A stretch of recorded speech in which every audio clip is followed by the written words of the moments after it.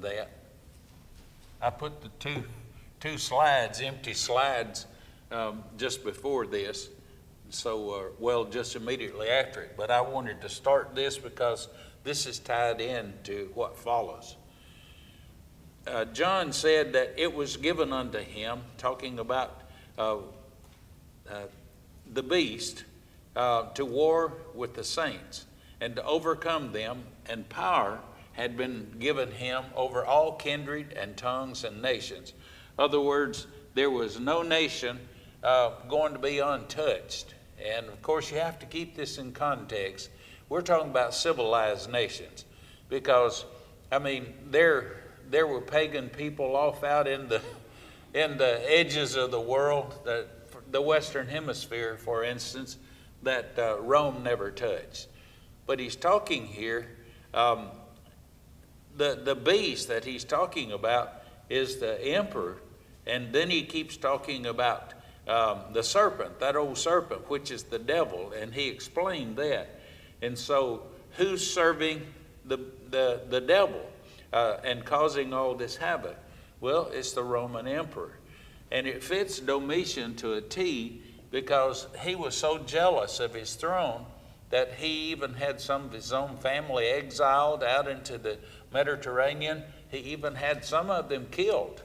And because he thought, he was paranoid. He thought that they were plotting against him to kill him and get rid of him. And somebody did kill him eventually, one of his own servants. And that, according to the Roman records, was in 96 AD.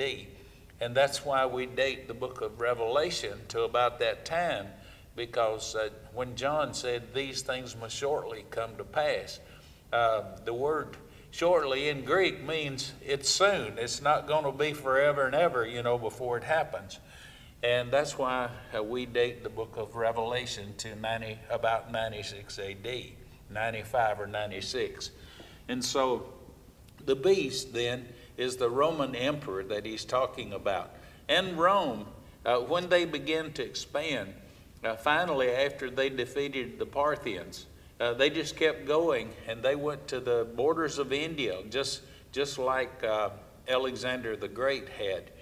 So they really were covering what was the civilized world. And so this statement here would be true. Power was given him over all the kindreds and tongues and nations. Okay? And this is just something to portray. These are the four horsemen.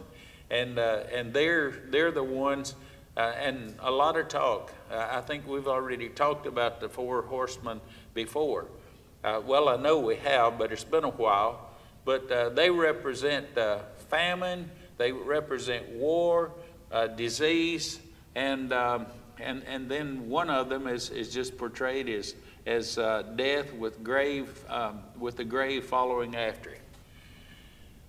And this is a painting from the medieval period showing the destruction caused by the soldiers of the enemies. And of course, Domitian's soldiers were the enemies to the Christians and to a lot of other people. So it's just a lot of havoc. And then in Daniel chapter 7, beginning in verse 24, and 10 horns out of the kingdoms are 10 kings that shall arise, and another shall arise after them, and he shall be diverse from the first, and he shall subdue 3 kings. Okay. When we look at the Roman records, starting with not Julius Caesar, but Caesar Augustus, there were 10, until you get to Domitian, there's 10 kings. He makes the 10th one in the Roman list. But he, according to Roman historians, he had something to do with killing 3 of his brothers. In other words, as they became, you may remember, I've said this before, there were 3 Roman emperors after Nero died, Galba, Otho, and Vitellius. And each one of these men ruled less than 2 years. The last 2 ruled about a half a year each, and they died mysteriously. Well, Domitian was accused that these were brothers and half-brothers. And he was accused of killing those men in order to take over. Now, his father was still alive. He didn't kill his father. But when his father did die, he became the emperor. And so he was removing all opposition. And so I think this is what Daniel is referring to, because it fits the pattern to a T. And a lot of what Daniel was saying applied to his time, but these prophecies, some of them have a dual prophecy. For instance, when you get to Isaiah chapter 7 or verse 14, when it's talking about the virgin there, that message was to the king. But then in Matthew applies that to the birth of Jesus and Mary. So they have some prophecies, not all, but some.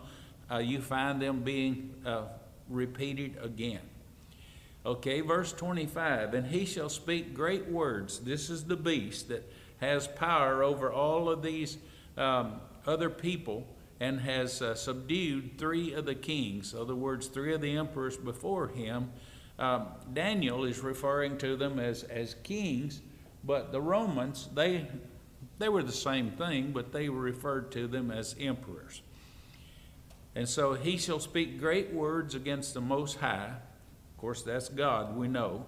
And shall wear out the saints of the Most High, and think to change times. See, he's going to think to change times and laws, and they shall be given into his hands until a time and times and the dividing of time. In other words, fractions here. In other words, just for a while. It's not going to be permanent. And so it's just for a while. And then, let's see, I don't know. I saw something there that, did I pull up the wrong one? Maybe I did. I thought I was further down than that. I believe I do remember, though, saying last week that I was almost finished. We had to leave. Okay. Let me pull up another one then. I'm sorry. I thought I had a lot on that one right there. Okay.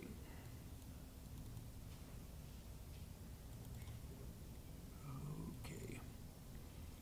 See, that was chapter 14, so I guess we go to chapter 15 then.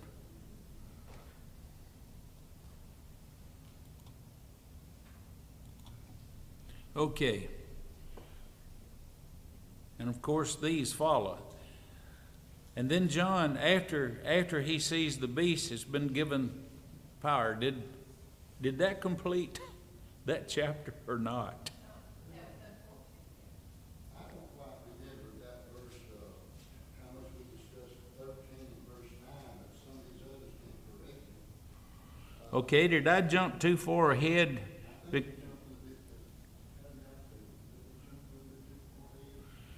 Well, see what happens. I forget to go back and take those blanks out. I've taught it several places. And I would mark it. And that's probably what I did, is the reason I messed this up. So let me go back and let's pull.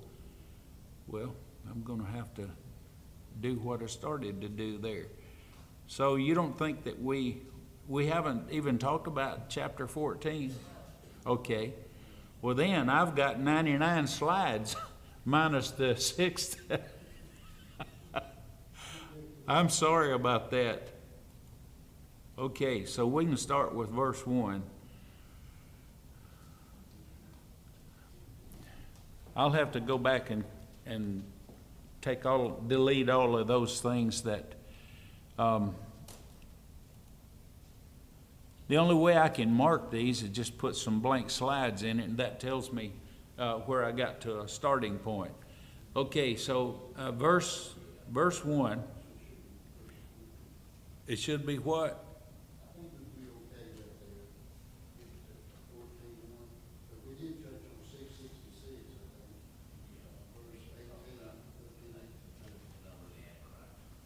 Okay, did we talk about the 144,000?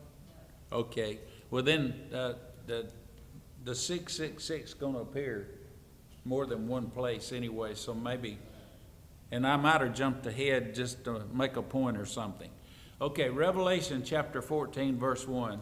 I'm sorry about that. I thought I scrolled through it this morning because it's all familiar to me because I've gone over it so many times, and I'm going to have to get somebody, Hubert, you may have to be my record keeper or somebody, and say, this is where we start.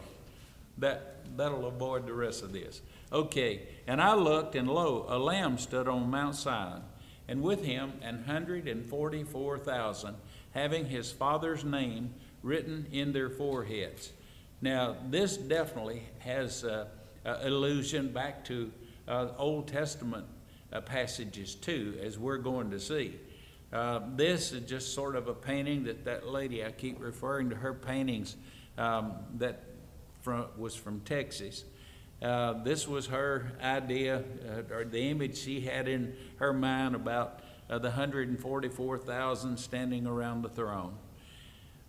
But Ezekiel, and this is the one, you remember in Ezekiel chapter 9, God sent angels or slayers to go through the city, and in this vision that Ezekiel had, he was told to go, well, it's right here, so let me just read it and you'll see what I was trying to say. Okay, Ezekiel chapter 9 and verse 4. The Lord said unto him, go through the midst of the city, even through the midst of Jerusalem, and put a mark on the foreheads of the men who sigh and groan over all the abominations which are being committed in its midst. In other words, there were some righteous people. We know that Jeremiah, who was still living over there in Jerusalem at this time, Jeremiah was in tears pleading with these people to change. And he winds up being thrown in the sewer to try to keep him quiet, so that they're listening to false prophets that says, God's going to be with us and he's going to keep the enemy out. And Jeremiah was preaching a whole different message. Jeremiah's message was coming from God. But see, people choose to listen to what they want to hear rather than what the truth really is sometimes. And so this is why Ezekiel, this image is just saying that God knows who his people are. God knows every one of us if we're trying to live right or we're not. And so it's like he's put a stamp or a mark on us, And so Ezekiel is showing this image. Well, now let me back up, and you're going to see. And I looked, and lo, a lamb stood on Mount Sinai, and with him 144,000, having his father's name written in their foreheads. And you notice he said his here. This is why we know, brothers and sisters, this is totally figurative. Because we're going to see later that the 144,000 are male virgins. That means the apostles, Peter for sure, he had a mother-in-law, and so he had to have a wife, and so it just boils down to this: it's figurative, and if the 144,000 we're going to find later, they represent all of the saved, not just 144,000. But as you know, we have one religion in this area that has built their whole theology around the 144,000, and then they finally figured they had more than 144,000, and so now they're trying to go into the multitude. Well, the multitude, that includes anybody that wants to do right. Of course, their religion has got a lot of falsehoods in it, and they count on the wrong things. But in order, if this were literal here, we'd have to take the rest of the book literal. You can't make part of it, because John said it was shown by signs and symbols. Verse 1, Revelation chapter 1, verse 1. And so you can't, you'd have to be inspired to know which was literal and which is not. So you can't do it that way. Okay, now then, we read this, so I'm not going back to that. But in Hebrews chapter 12 and verse 22, but you have come to Mount Zion, and to the city of the living God, the heavenly Jerusalem, and to myriads of angels. In other words, God has myriads, means just thousands upon thousands. And so the Hebrew writer, talking about Mount Zion, this is the home of God, and he also calls it the heavenly Jerusalem. Okay, James? You said Mount Zion.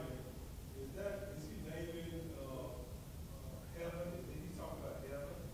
God is the city? Well, he applied it to the heavenly Jerusalem, but see, Jerusalem itself was referred to. A lot of times, collectively, it was just referred to as Mount Zion.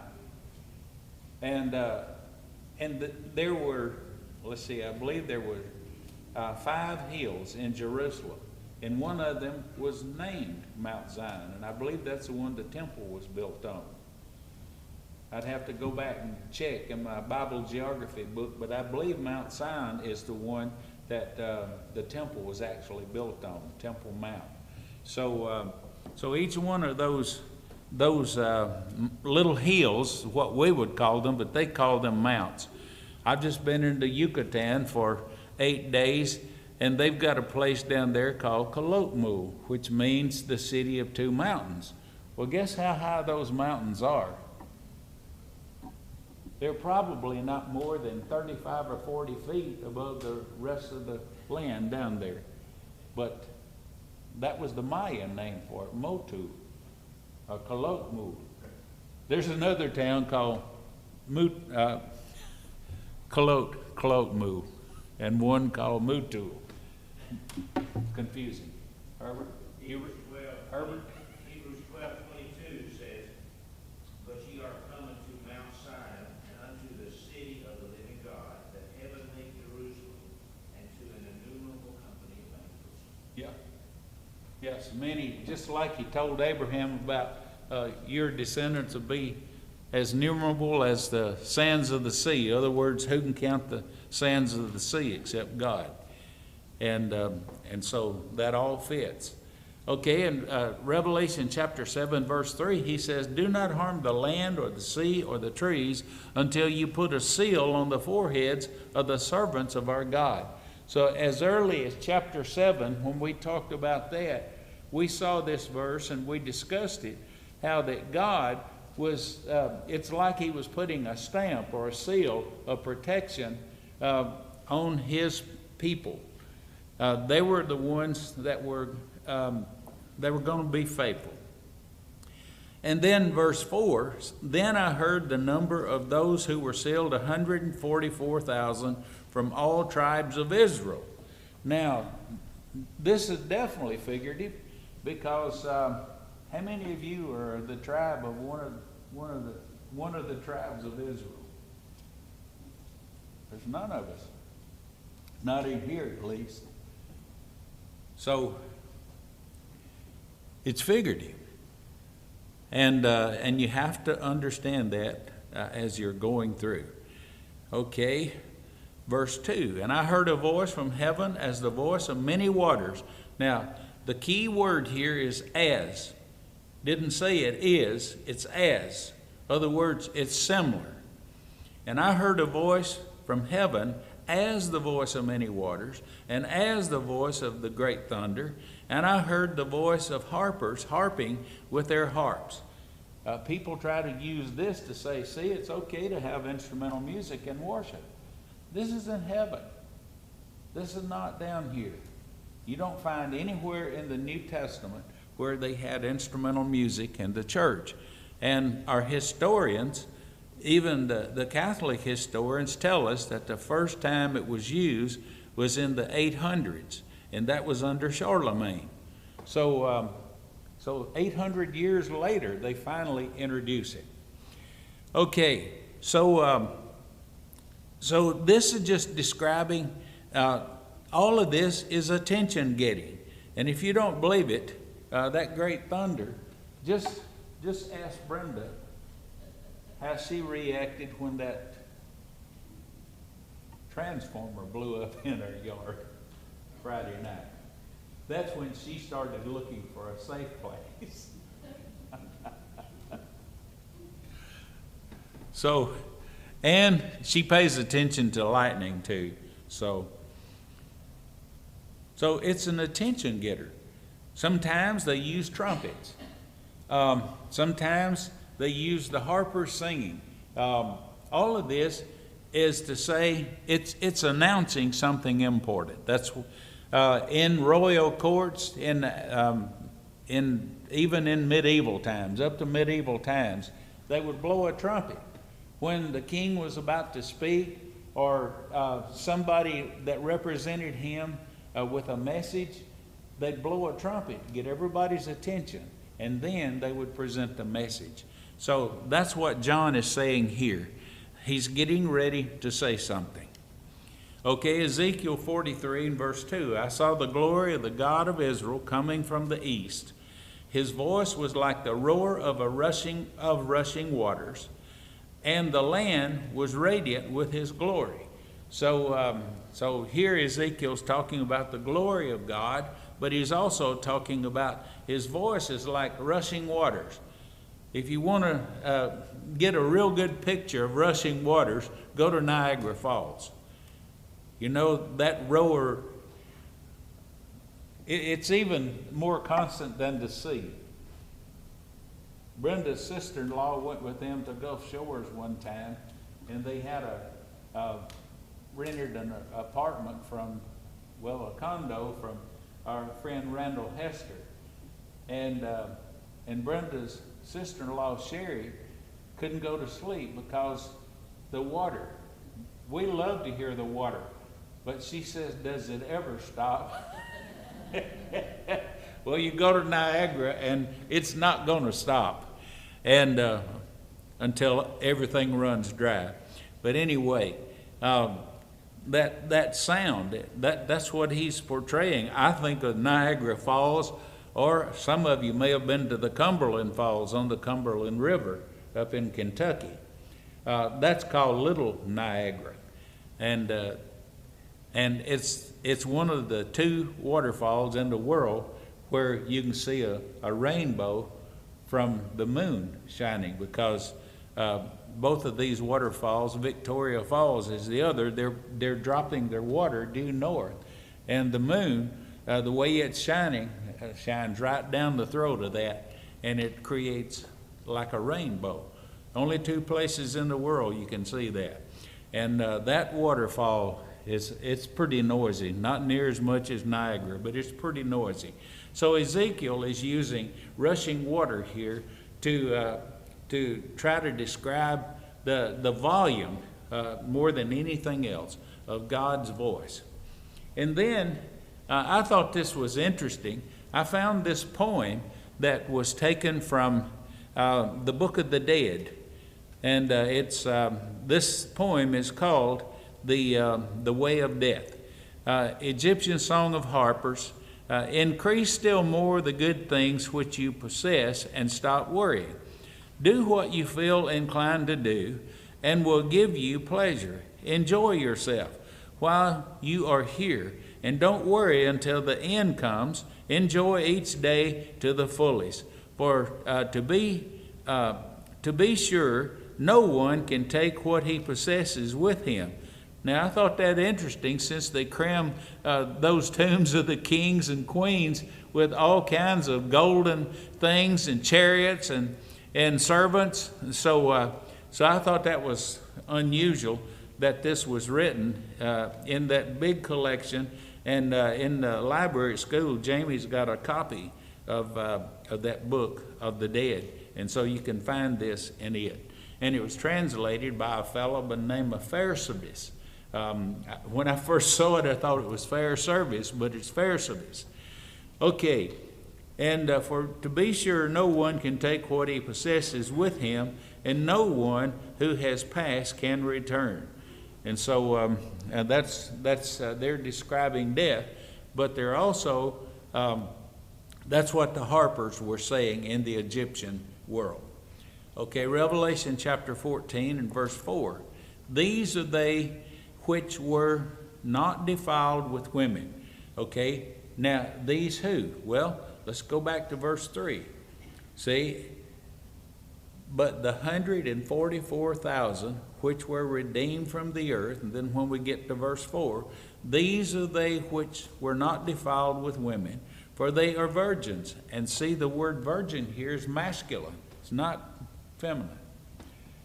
And so even the Apostle Peter, who, we say is the gatekeeper, so to speak, a figure of speech, even he couldn't be in that 144,000, which are the redeemed.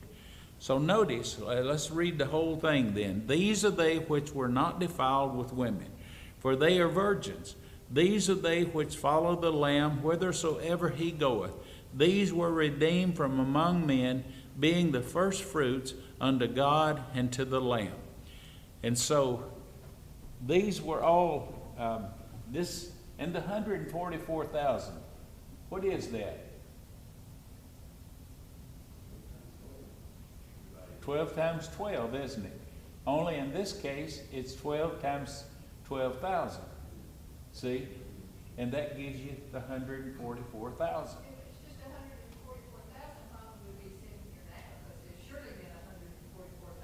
Yeah, exactly. Well, see, that's what I asked one of these fellas in England. They learned that we were doing a campaign, and so they got out one day just ahead of us, knocking on doors and handing their literature out.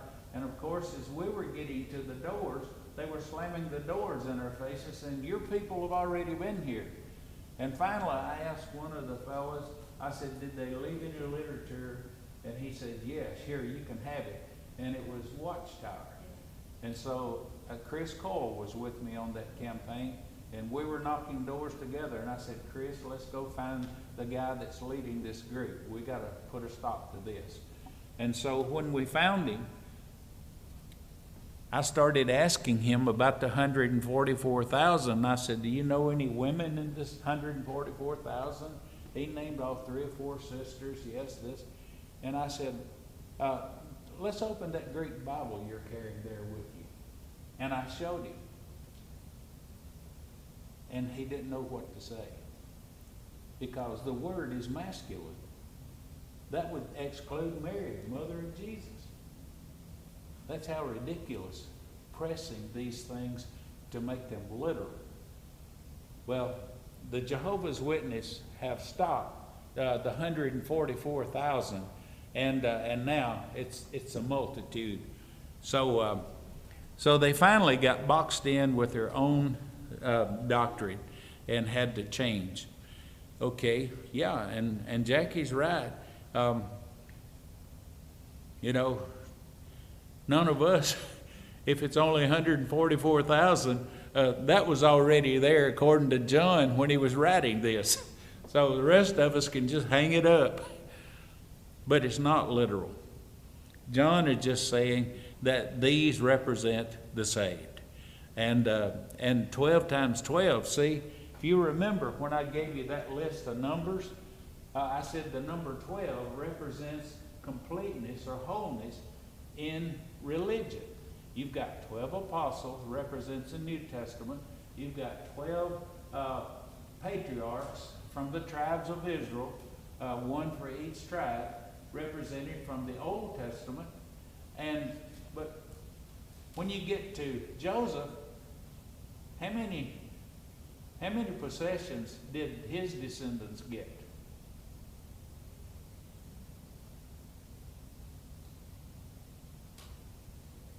Who were the 2 sons of Joseph? Yeah. Manasseh got half tribe on the east, half tribe on the west, and they were large territories, and Ephraim got a territory.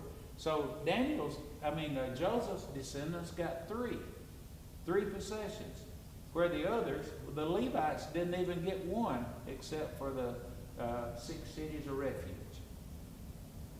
And so you see, when you start making all this stuff literal, you've got all this other stuff you've got to consider. And by the way, there was no tribe of Joseph. It was Ephraim and Manasseh.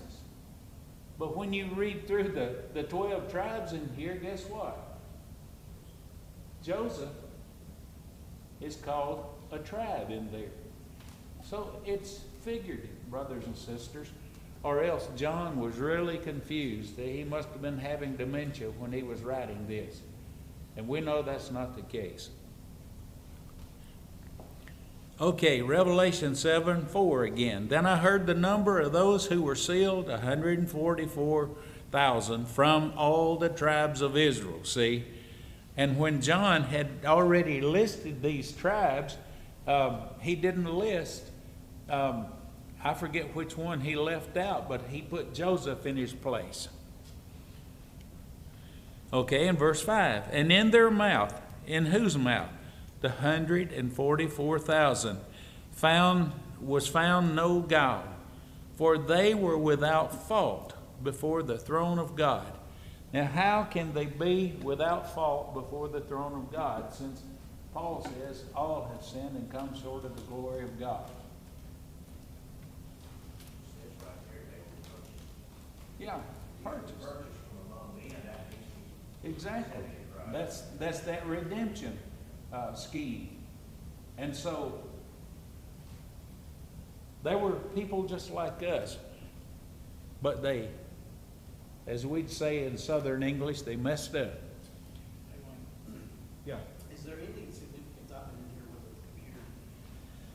I've recently read that a lot of people think that 144 that was undefiled, they were male virgins, could have been some the babies that Herod had killed searching for Jesus. Have you ever read any significance in that? Yeah, but I wouldn't put a lot of stock in it since this is figurative. They would fit the bill literally. Yeah, but see, we don't know how many Herod killed. Right. I mean, in that little city, I doubt if there were 144,000 little male boys in that city.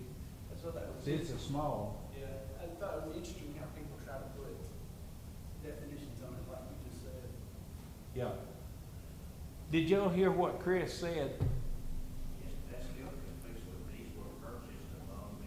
Yeah, this says they were purchased. Yeah. So some of that, people, they really try to stretch to make it fit what they want to come up with, something nobody's ever heard of before. And when we start doing that, we're definitely getting away from the gospel. In some of our study, it talks about the eternal gospel. And you know, it can't change. Peter, talks about everything may fade away, but the word of the Lord will be there. Sometimes these religious folks, they want confusion, so you act like, I don't know what you're talking about, so they can teach what they want to teach. Yeah. Try to make you believe it. Oh, yeah. They'll make statements here and there. They'll slowly start pulling away from the Bible and start telling you these things, that comes straight out of somebody's head. Okay, 2 Corinthians chapter 11, verse 2. I am jealous for you with a godly jealousy. I promise you to one husband, to Christ, so that I might present you as a pure virgin to him. And so even Paul in 2 Corinthians was talking about the church being a virgin. In other words, pure and clean. That's Paul makes it clear here. So that I might present you as a pure virgin to him. But he says, I want to present you to one husband, to Christ. And then he says in Ephesians chapter 5, verse 27, and to present her, talking about the church, himself as a radiant church, without stain or wrinkle or any blemish, but holy and blameless.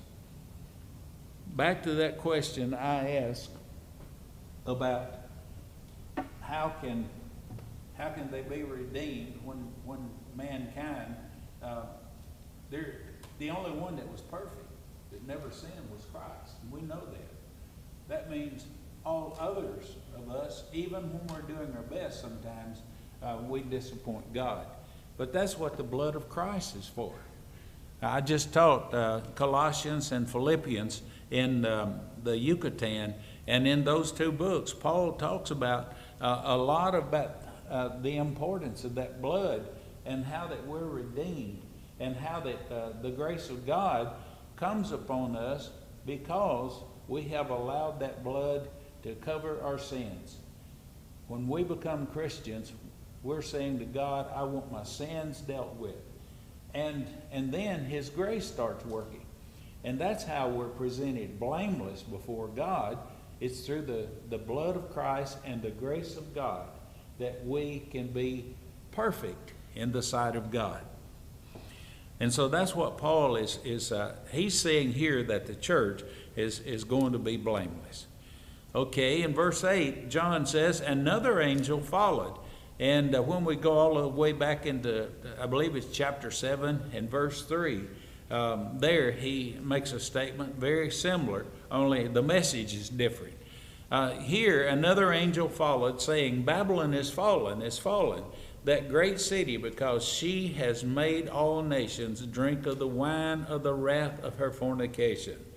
Now, Babylon is a code word, brothers and sisters, just like Sodom and Gomorrah became code words that God, what His wrath could do, reminding people that because of Sodom and Gomorrah and two other cities that were there near them, He burned them to the ground, destroyed them. And archaeologists, I think I mentioned this before, archaeologists say that the ruins of those four cities look like they were destroyed by an atomic blast. Even the stones were burned and turned to dust. And that's pretty hot heat to do that. And so they became code words. You'll notice Jesus uses some of these code words when He starts teaching, because all the people knew these stories. And so He would apply that to maybe something in His time. But this Babylon is fallen. This is a prophecy about Rome.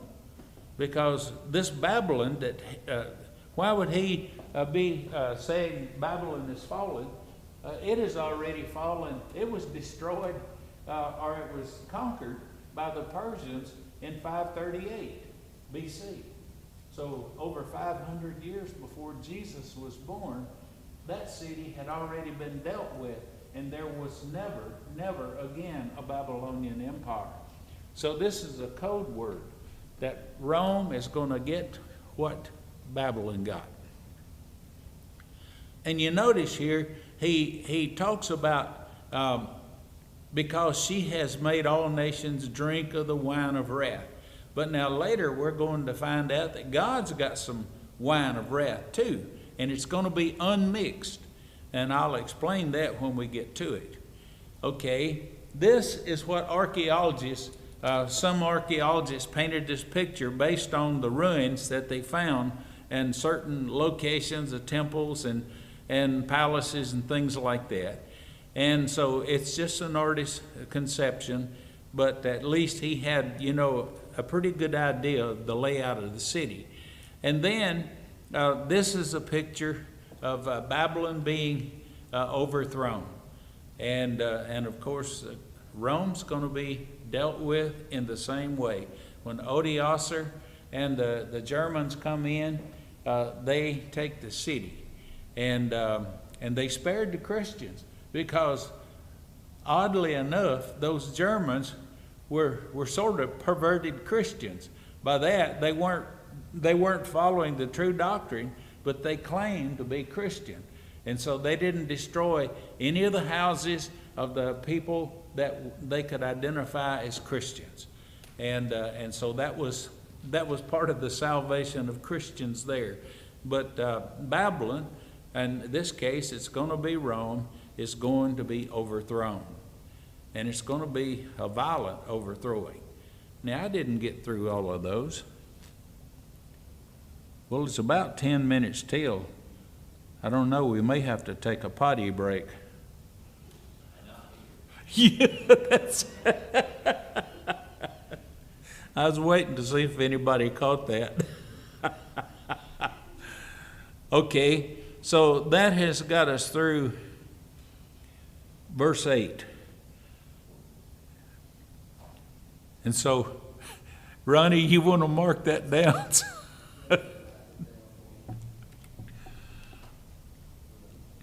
But I do apologize for starting off in the wrong thing here. Well, let me move these two back up, or I'll be starting there again.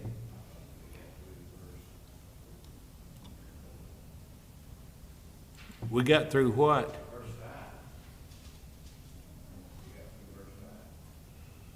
5. Well, we were just talking about verse 8. Did I skip some? Okay. Which ones did I skip? We'll get them. See, this thing here sometimes it'll do that, but it does it so quick that I don't catch it, and so that happens. Okay, so we got through verse 5. Okay, we were talking, yeah. Okay, sorry about that. Well, where'd verse 5 go? It's in the Bible. Okay, let's see if it's in there. We're not going to have any graphics on that, I can tell you. I don't know. I very seldom ever do that, completely skip. Y'all will think I'm scared of those verses and I just left them out, hoping nobody would catch them. I think I told y'all the joke about this. It used to be a joke about preachers. They would preach somewhere and they'd start preaching through the New Testament, and when they'd get to the book of Revelation, they'd always move somewhere else. So they didn't have to deal with Revelation. Okay, so we're verse 5, you said, Hubert. Okay, and in their mouth was found no guile, for they were without fault before the throne of God. Someone go to Hebrews chapter 2, I believe, and verse 22. No. Okay, read it again. That goes with verse 5. Okay, Hebrews 12 and 22. Yeah. Okay. But ye are come unto Mount Zion, and unto the city of the living God, the heavenly Jerusalem, to an innumerable company of angels. Okay, so that one went with another. I thought my reading glasses would help me out here. Let me get over here under the light. Yeah. Yeah, it's 1 Peter chapter 2 and verse 22. The one in front of the P made it look like an H. Yeah. Or you need a real, they need to be centered, not. Okay. Who can read that for us? 1 Peter, I'm sorry, chapter 2, verse 22. Back up one verse. For even hereunto were ye called, because Christ also suffered for us, giving us an example that you should follow his steps. He did not sin, neither was guile found in his mouth. Okay. So see, if we're going to be Christ-like, we've got to strive to be like him. Nothing bad. That's what it means. Nothing bad came forth from his mouth. And Paul talks about us guarding, our speech. And David talks about letting your words be few, because you might start getting vain with them. And so even in the Old Testament and the New Testament, Christians and believers in God, followers of God, are cautioned to watch your mouth. And so here he's talking about there was no guile found in their mouth. Okay, I don't know why this went back to Revelation 14 and 2. We were not there. Okay, this is where we were at. So let's look at, okay, we covered those two verses.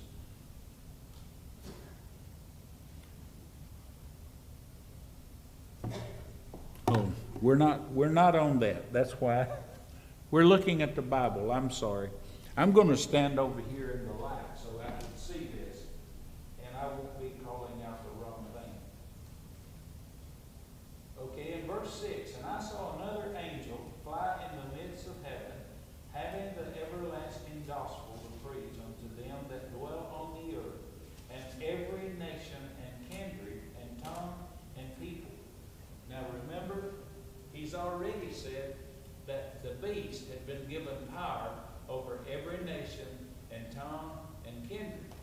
But now the gospel here, see, it's like God he's saying, you better get urgent with this because time is running out.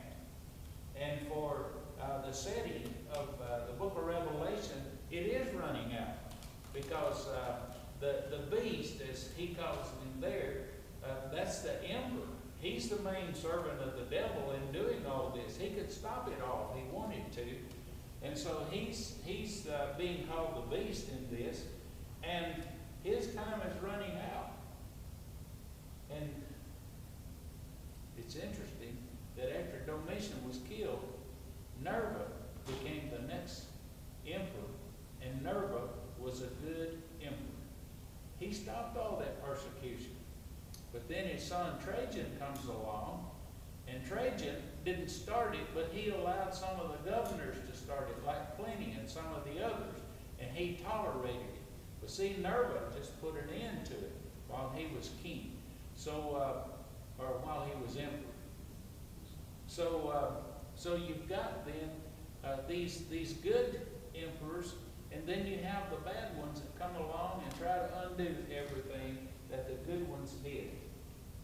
So that's what he's talking about here in verse 6. I saw another angel fly in the midst of heaven, having the everlasting gospel to preach unto them that dwell on the earth, and every tongue and kindred and tongue and people, saying with a loud voice, Fear God, and give glory to him, for the hour of his judgment is come, and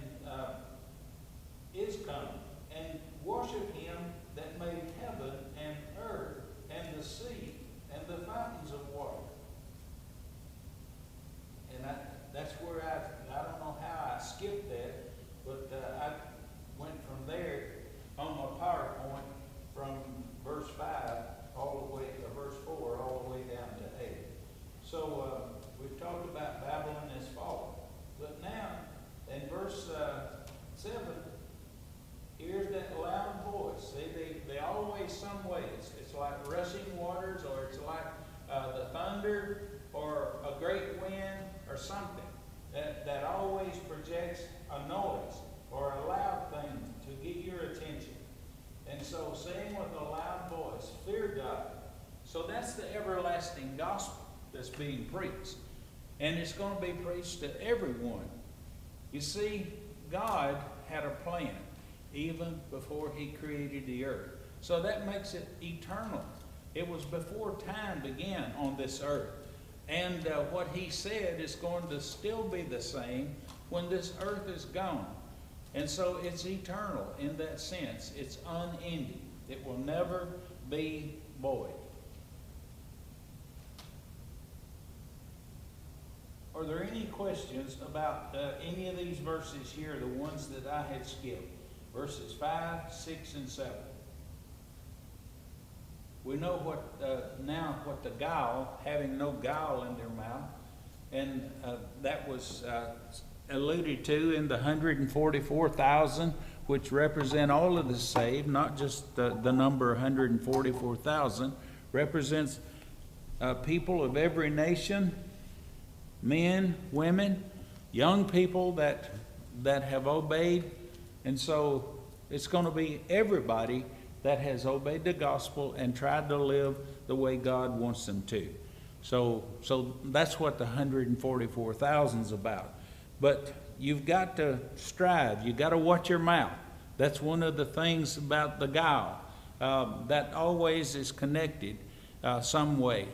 And the passage that Peter wrote, that Hubert read, plainly says, Jesus died leaving us an example, suffered and died leaving us an example that we should follow in his steps.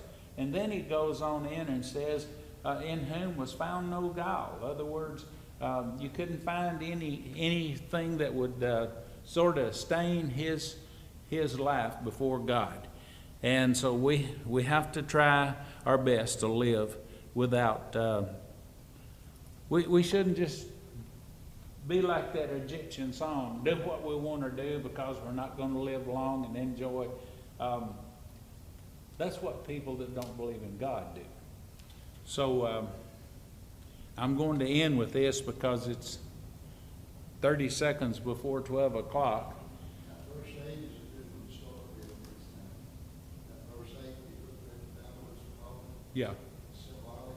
It's a good place, good years and good years. Yeah, exactly. So it's good that I didn't have anything past 8. Okay. Yes, Brother James. You just mentioned about that was a guile. Explain the guile again. Well, it just means the corruption. I think of the serpent in the garden, he had guile, he had those. Yeah, the word beguile. See, he beguiled. So it was like deception. Yeah, deception. Yeah, that'd go along, especially beguile means deception. Yeah. So he taught them to do bad. Okay. Brother James, how about you leading us in prayer? We'll be dismissed.